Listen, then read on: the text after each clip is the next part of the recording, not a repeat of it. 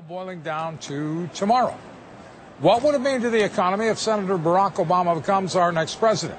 Peter Shev, president of Euro Pacific Capital, here and not pulling any punches. Peter, good morning. Thanks for being with us. Thanks for having me. First of all, do you draw a distinction between Obama getting elected president and Obama getting elected president along with a much stronger majority for the Democrats in the Congress? Does that make any difference to you? Well, I think if we have stronger Democratic control in Congress, which certainly looks likely, I think that's going to make matters worse, because not only does it make it easier for Obama to get his agenda through, but it also makes it easier for the Congress to get their stuff through.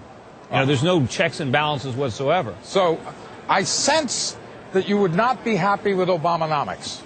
No, not at all. I mean, as an investor, it's probably going to help my clients out, but as an American, I think it's a disaster. Not that I'm a big pro-McCain supporter. I think McCain's policies would also make the situation worse. But unfortunately, I think we get Obama in there, and we get a much bigger mandate. I think when he comes into office, it's going to be as if, capitalism has been repudiated. The new mandate is we need more government. We tried capitalism. We tried greed. Time out just a moment.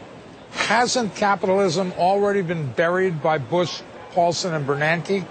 I think it has, but it's because of what the policies that they pursued. Remember, this economic disaster. Yes. Right, but no, it wasn't the free market. Remember, if it wasn't for the Federal Reserve, which is a government entity, keeping interest rates much too low, we never would have had a housing bubble. We never would have had a subprime market. We wouldn't have had teaser rates. If it wasn't for Freddie and Fannie, which were creatures of government, we wouldn't have had the moral hazards necessary to allow Americans to borrow more money than they can repay. Well, wait a minute. Freddie and Fannie are responsible for less than a fifth of all the subprime mortgages. No, but they were responsible for half of the mortgages, but they were also some of the bigger buyers. But they were big buyers of subprime. They helped create the market for subprime, but they also helped create the phony real estate market. But hold on, here's where I'm confused.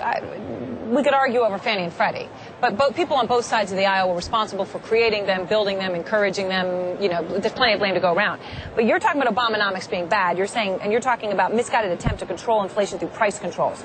Obama hasn't said anything about price controls. Well, what they want to do is they want to return the economy to the way it was a few years ago. But you can't. That was a bubble. I've been talking about that for years, that our economy was phony because it was based on us borrowing money from abroad and spending it. What specifically is he going to do that makes you worried as an American? He's going to try to revive that bubble economy. He's going to try to get Americans spending money and borrowing again. And that's the disease. That's not the cure. He's going to try to create bigger government. He's going to try to borrow a lot more money from foreigners to spend it on government programs designed to encourage even more consumption. And, of course, he's going to raise taxes on the very people that we need to try to provide the future employment opportunities for all the people who are going to lose their jobs during this contraction. And, when we have higher taxes on the people who are going to create jobs, we're actually going to end up getting less tax revenues. We're going to have a bigger government deficit. We could be looking at $1 to $2 trillion deficits during the Obama presidency. And how's that different than McCain, who also wants to get banks lending again? Look, I'm just confused here as to how this is specific I'm not in favor of McCain at all. Look, McCain's all wrong.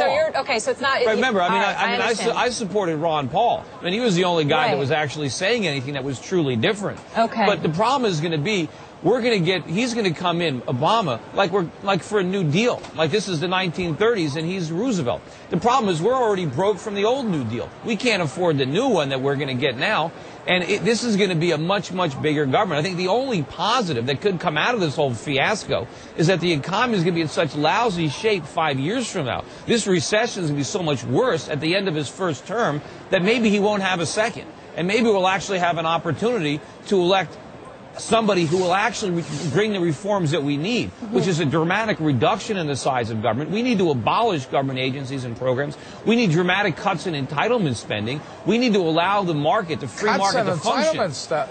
You're talking about something that is politically unacceptable to most people in this country. If we don't cut entitlement spending, the entitlements are going to be worthless because the crisis that we are now setting up. Moving up the retirement age. No, but we're setting up a collapse in our currency. When the dollar collapses, they're worried about, what are the problems? Mark, they're worried about people going to the bank and not having money there. What I'm worried about is people going to the bank, taking out their money, but they can't buy anything. I'm not saying you're wrong, Peter. I'm not. I think much of what you say has some truth to it. But what I am saying is what you're proposing is never going to fly politically. Well, that's the problem. I mean, the politicians... Well, then the problem is the voters. Yeah, well, yeah, sure. You know, just like Wall Street, we all accuse everyone on Wall Street. They were too short-sighted. All they can see was this year's quarterly profits, so they can cash out their stock options. But politicians have a very short time horizon. They can only see to the next election. And all they care about is, here's a huge problem. How can we prevent it from blowing up before an election? And everything they do is making it worse. All the stimulus packages, all the bailouts that have passed thus far are making the underlying problem worse and setting up a much bigger disaster. What we need is some politicians that actually can care about the country and that can put their country's needs above their own political ambition. They wouldn't get elected. Well, you know what? That's the problem. That's the problem with democracy. I mean, that's why we're supposed to be a republic. Well, but that's a whole different debate. You want a monarchy? I know, I'd like a republic. I'd like what our founding fathers intended. But, you know, that's... What about, you know, an autocracy? That works some places around the world. Maybe we managed need a military junta. I mean, come on, Peter. Look, I mean, that's why, you know, we have mobocracy right now. We have the tyranny of the majority. But, you know, I think a lot of Americans, and I think there was some proof in that. Look, Ron Paul got a lot of supporters, even though the media ignored him. There are a lot of Americans that if you tell them the truth, you know, they might be willing to buy it. I think if you tell people... less than 1% of the vote. Oh, I know, it's small. Look, there's a lot of people... I understand that 51% is not a mandate. I mean, that there's 49% who think something else, and that's hard to say the 51 should get what they want and the 49 get nothing. I understand that criticism. They're going to ride in like it is a mandate. I just want to make something clear. You've now ventured into territory where I don't think what you're saying makes much sense. Well, okay. Well, you're saying there's no hope in it. You're saying our country is totally doomed. I'm not saying that. Because there is a major crisis coming. This is only the beginning, right? This credit collapse, you know, this is not the problem. The problem was that we borrowed trillions of dollars that we can't pay back. These are the consequences of the problem. But this problem has been building up over a generation. So what do you buy? Gold?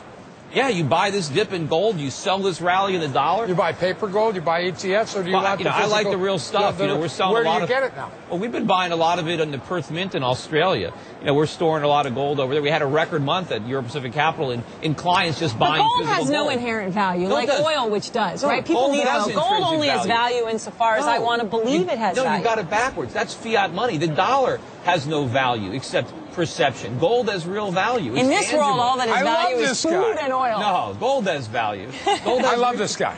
This is a fun He's provocative, if nothing else. Yes, you are. I disagree with you, but I love talking to you because sometimes it makes sense. Fun. Peter, thank you very much, sir. Thank you. Peter Schiff. And it's your money, your vote tomorrow night, right here on CNBC.